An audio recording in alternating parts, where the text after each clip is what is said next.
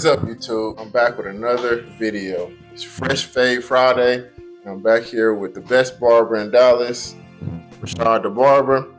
What's up? So, I just got one quick question. Not even one question. I got two. First of all, how your week been, man? Man, slow boogie, man. You know, but shit, slow boogie better than no boogie. So I can't complain.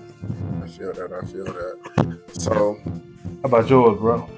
It's been good, bro. It's been good. Can't complain at all.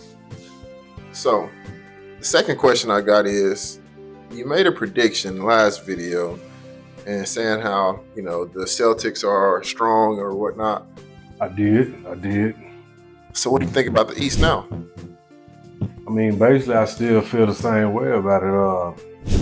Celtics the strongest team. I feel like it's kind of like I heard one of the commentators say the other day, and what they refer to the East is the Boston Invitation. You know what I'm saying? Basically, everything running through that. Home court advantage, all of that. So it's not as wide open as the West. Now, I will say that since the last conversation we had, I probably will have to go back and say I feel differently about New York. That's where I was getting at. Yes, sir. I feel differently about New York. To me, arguably, New York is the second best team in the East. Second? Second best team in the East. Matter of fact, I think they might be now.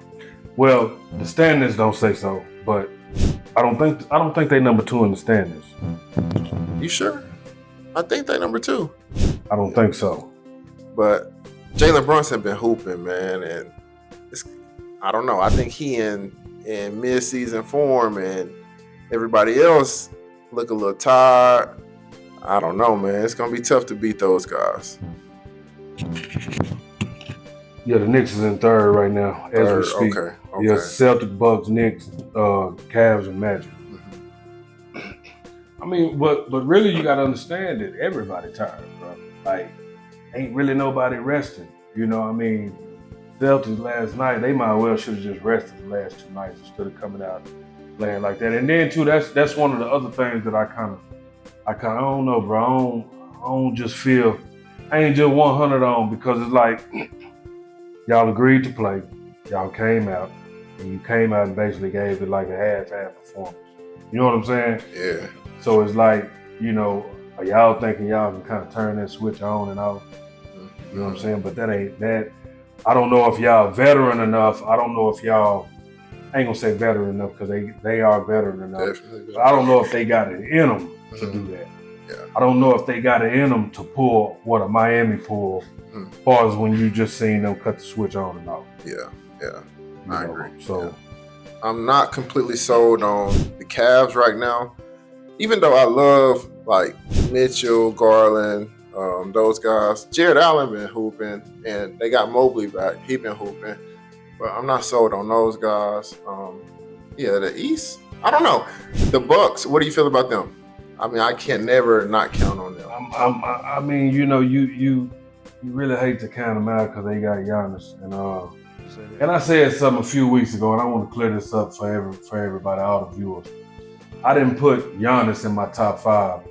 And the reason, I think I explained it, I didn't do it because of recency bias. He had been out 2 or 3 weeks. Yeah. Giannis definitely in my top 5 of today's players. Okay. But man, just to go in on the Bucks, bro, they it seemed like they can't figure it out. But I was one of the ones before they got Doc. I was one of the ones saying, I don't think Doc can come in with the preparation that he got and get them. Actually, I don't think no coach would have been able to come in with that preparation, install a new, scheme, play, all of that, and get them where they needed to go.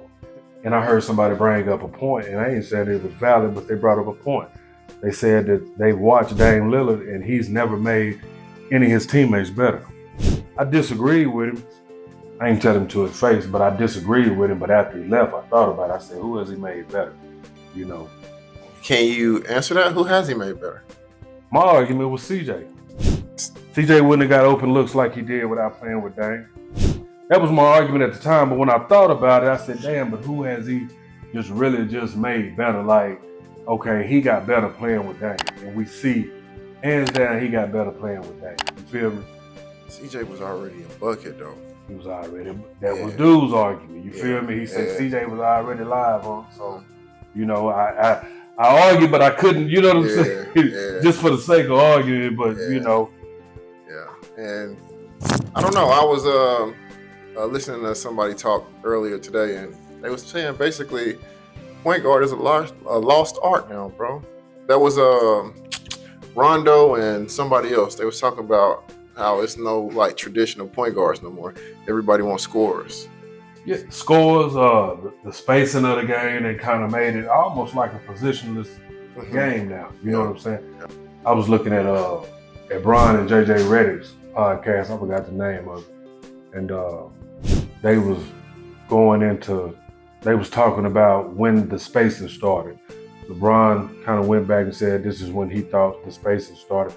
I think he referred to when Van Gundy was at Orlando, and Orlando beat them when he was at the Cavs. He said that was the first time he seen actually spacing. You know what I'm saying? But ain't nobody really done it like Golden State. So they say the Golden State run what you call it's like a 5 wide or a 5 open or something like that. Basically, where you got 5 men on the perimeters and you got slashers, and they setting picks all around the, you know. And it's now when you look at it like that, it's hard for a superstar player to make other players better because it's nothing but spacing. Right, it's not like you got a big in the low and a big in the high, and you're able to throw the ball down to them, or you're able to penetrate, throw them lobs or whatever, and you making them better because of the attention on you. See, so they didn't took that out of the game. Right. You know what I'm saying? Yeah. You know. That's a great point. Nowadays, when you play, you got a man in the corner and a man in the corner, and they sitting there like this here the whole time, the whole possession. Yeah. They, you know, so. Nick Young said he called them the corner niggas. That's all they call them what? The corner niggas. The corner niggas. Yeah. Just spot up in the corner. Man. Yeah. But, Swaggy P. Yeah. He always got something extreme to say. Yeah. But nah, you make a great point. I mean, but you know, don't mistake. Let me see who Boston got. Boston got who's in that spot? Is Atlanta still fighting for it? Atlanta and who? I don't know. That's you know, they pretty much got an easy first round. You already know they're gonna get out of the first round. Yeah. Right. In the second round, you don't know what's gonna happen. Yeah. You really don't know what's going to happen. Is Embiid gonna get back? Is he already looking decent, bro? His rebounds ain't where he ain't doubling. Yeah. But he already, you know, 28, 29, and 7, you know what I'm saying? 4 assists. I mean, he ain't far from where he was, bro. He's scoring, you know, so man, it's a lot more wide open than the West, you know what I'm saying? And then the West just, everybody say Denver. They're nice. But they nice, and I believe they're going to get out. It don't matter out of Golden State, the Lakers, or Sacramento, they're going to get out of the first round. But look at me when I tell you this. Don't be surprised. Do not be surprised. Dallas handled the Clippers and beat the Nuggets. I said this. Y'all heard this probably first from me. And look, I'm a Bull fan. I'm old school. I go back to the 90s. I'm really not a Mavericks fan, but it's my hometown, so I don't mind seeing them win. So I can say this. You know what I'm saying? The Mavs got something. The Mavs done figured out how to play. Luka ain't being as selfish as he was earlier on in the season. Correct. Him and Kyrie done kind of found out. They gelling now. They gelling. Yep. When the score, the way that they rotating the lineup, man, I was watching them the other night, man, the Mavs is going like 9 deep, bro. Yeah. But they going like 4 deep on the bench. You know, they almost able to come with another unit. Yeah. You know, and I'm talking about these dudes is bona fide running the offense. They just not coming in, you know what I'm saying, spot filling. Yeah, bro, real talk. You know what I'm saying? So they definitely finding a way right now. Yeah, they finding a way, you know. So but I don't see them getting past the Clippers. You don't see the Mavs getting past the Clippers? Nah. Man, I'm willing to put something on that, bro. Hey, bro, I don't do no sports betting, bro. No gambling, bro. Yeah, bro, you always talking about you don't do no gambling when I say put something on it. I'm willing to put something on that, bro. Nah, but that might be interesting. But y'all heard his take on it. Mavs beat the Clips, and I'm gonna tell you, either the Mavs beat the Nuggets, in the second round, or they take them all the way to 7. We're going to keep this pinned. Take them all the way to 7. Yeah, we're not going to forget that. We're going to say this. It's going to be pinned, and we're going to hold on to it when that time comes. See, you got the teams that you can't rely on. They done showed some spurts of being good, but then don't forget about Indiana. Oh yeah, definitely. They tripping. They playing some good ball right now. They play like at the right time. You know how sometimes it's that team that starts playing good ball like 2 weeks right before the playoffs, and they're able to carry the momentum into the playoffs, and they do some shit. You know what I'm saying? Yeah, you're right. You're right about that. So you guys heard his side. What you guys think? Well, what he thinks is going to be the prediction is, and we just got to be patient. We'll see. This is the most important part. I'm a guru with this shit though. It ain't just about what I think. I'm right a lot. Yeah, usually he is right, but I ain't gonna tell him that. Man, what's today? Man, it is Good Friday. Man, the man ain't gave me my props. Man, he don't never give me my props. All right, so give the people some encouraging or motivating words, man. Take us out of here. Encouraging, motivating words. I ain't never short for them words. I'm always have some. Let's see if I can get y'all something. I share with y'all something that I just read and I believe in. It's kind of how I operate, what I stand on. It aligns with me and how just my view on when it comes to all kind of relationships, whether it's you and your old lady, whether it's your siblings, your mother, your father, your homeboys, your friends, some childhood friends, whatever, So I notice nowadays that we take the term love, it's taken out of context. It's loosely used a lot. Y'all stay with me. It's usually used. People get caught up in the likes, the love, you know what I'm saying? Likes when it comes to social media and just love in general. They loosely use it. And what I mean by that is, I've seen times, I'm a barber, so I hear it all. As cats come, they sit down, they talk about their personal business, on the job, social media, the news, whatever. I've seen cats literally meet a chick. 2 months later, they telling each other that they love them. I'm sitting here. I was here when you just met her. Look at this. I bumped in there and I bumped this. 2 months later, they together. They tell each other they love each other. There's probably a lot of y'all like, damn, what's wrong with that? Go look up the definition of love and tell me what's wrong with that. So if you go look up the definition of love, it's an intense feeling of deep emotion, right? Intense. So that means that this feeling is like no other. So it's like it's supposed to be neck and neck with the feeling of how you feel about your loved ones, your brother, your sister, your mother. But you feel this way about her after 2 months? Come on, knock it off. See, so that's why I say that we use that word loosely. You feel me? Because, man, you may feel like you love her because you really don't know what the word means anyway. But ain't no way that you should be, listen to what I'm saying, loving this person. Ain't no way that you are loving this person in 2 months like that. So you don't believe in love at first sight? Nah, I don't. I believe you can be attracted to somebody. I believe it can be a deep attraction. I believe even so infatuation, but in love at first sight, come on, man. Did you just hear the definition? Intense affection. Man, at first sight? So intense affection for this at first, as soon as I seen it. Ain't no way, bro. I don't know. Maybe I'm just cut different. I'm cut from a different cloth.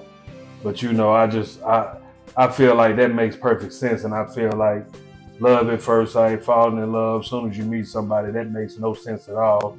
And that's the reason why we in some of the predicaments that we in. We wasn't really never meant to be mingling and fucking around with each other and, we in and out, you know what I'm saying, this chick to that chick anyway. But since we are, it's not meant for us to be falling in love with every chick that we run across. It's not meant for us to be even having deep feelings for them. It's overrated. The word is overrated. I'm okay if I'm with a chick for 2 years and she tell me, I got love for you, I'm not in love with you, but I respect the shit out of you, and I'm loyal to you. Man, I'm all right with that. I'm all right with that. No complaints. Because guess what? That respect and that loyalty to me will go farther than her telling me she loves me, and she may not even know what the word means. But why do it have to be what it means? Why can't it just be that feeling? No. See, you gotta go to the definition of something. Like feeling, what do you mean? A feeling. No, a feeling that we didn't made up, a feeling that we didn't say because I feel like this, it has to be love. You know what I'm saying? We just gave a feeling a name. That's what we done. We gave a feeling a name, homie. That's what we done, bro. Like, this shit didn't start off like this. Trust me, it didn't. It didn't start off like this. And we put so much requirements on that word love to where a chick gonna press you and for you telling her that you love her. Love got to be so big to where, man, if I don't love, we don't need. Sometimes, man, just do your thing, do what you're doing, enjoy each other's companionship and company. You know what I'm saying? If you love being out, if you like being out with somebody, spending time with them, enjoying yourself, sometimes let that be that. Even if you got a sexual relationship with somebody and that's what it is, why you got to put the love stipulation on it?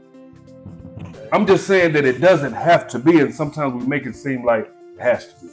Yeah, I feel that. That's all I'm saying. Okay. Well, is it fair to say that men and women love different? Oh, absolutely. Women probably are more emotional, so I'm not gonna say that they love harder.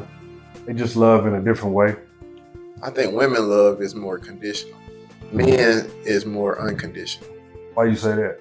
Because men, like, we don't put all these rules and stipulations on women. As long as you just true. As long as you exist, okay. Like we'll crash out and we'll love you forever. But women, if you stop doing something for them, they'll slow the love down. Exactly. Yeah. They'll be like, okay, he don't take me out anymore. Like, I'm falling out of love. Before a man, and he might not love me no more because he's not doing that. Yeah, right. So. Yeah. They'll put and see that like kind of goes back to what I'm saying. You know, the word is man, we use the word in the wrong way. We put too much on it instead of just not putting no title as far as no feeling on something and just going with the flow, just being with one another, enjoying each other's space, time, energy, and all of that. And whatever may transpire down the line, it transpire. Let it happen organically. Let it be on some real shit. Why it gotta be fabricated because you feel like you're on a time clock and you gotta tell this person that you love them, or they got to, you know what I'm saying? And it really ain't even that serious. You know, if you just look at it, it ain't even that serious, you know? Because y'all don't trust one another. Farther y'all can throw each other. When he on his phone, you looking over his shoulder. You low key still dealing with your baby daddy. He still, you know, but then y'all telling each other, y'all, you know, it's weird,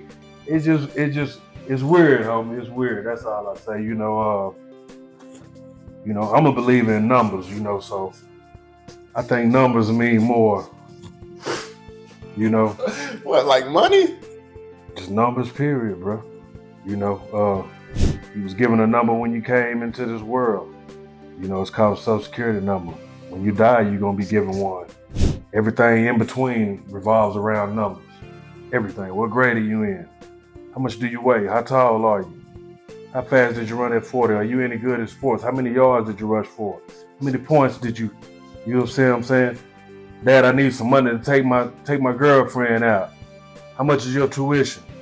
I got bills to pay. My man gotta make this much. Man, I gotta have a broad to make this much. I ain't got enough to go out. We're gonna have to chill at home. What's your phone number? This is mine. So you saying instead of believing in love, you believe in numbers? I didn't say that. I didn't say that at all. I believe in love, but I believe in numbers. I believe numbers make more sense. They always cut and dry. Yeah. You know, sometimes without numbers, ain't no love. Say, don't let that go over y'all head. That's don't let that go over y'all head, you know. And you know, it even say, and I ain't no Bible thumper, you know what I'm saying, but you know, in my incarceration, I did sit and take time to read different literature on different religions, right? So even in the Bible, for those that choose to believe in the Bible, it say, I think somewhere in Ephesians, I know for a fact in Ephesians, that it's for the man to protect and to provide for, you know what I'm saying, for his woman, you know, and to love, but it also say these other things too. And it say for her that she's supposed to respect him. It don't never say anywhere when it say the man's supposed to love, but amongst these other things that the woman's supposed to love the man. See what I'm saying? And when I read it the first time, I was like, man, I wonder, is it written like that for a reason, or, you know? So in other words, what I'm saying is, it's so many other things that that we have to have, and we got to be like, okay, well, as long as I got this, it's cool. Why it always got to be love? Why we always got to get on the phone, and if we ain't got no likes and this and that, we out of there. You know what I'm saying? I mean, what's up? Got you. So that's the word of the day. Y'all stop loving everybody you meet. Take your time. Like people first. And half of them ain't even meant to be liked. That's a fact. But you guys, thank y'all for tuning in for another fresh Fade Friday. I always mess that up. Sure. But thank you guys for tuning in. Good boy, right. Like, comment, and subscribe.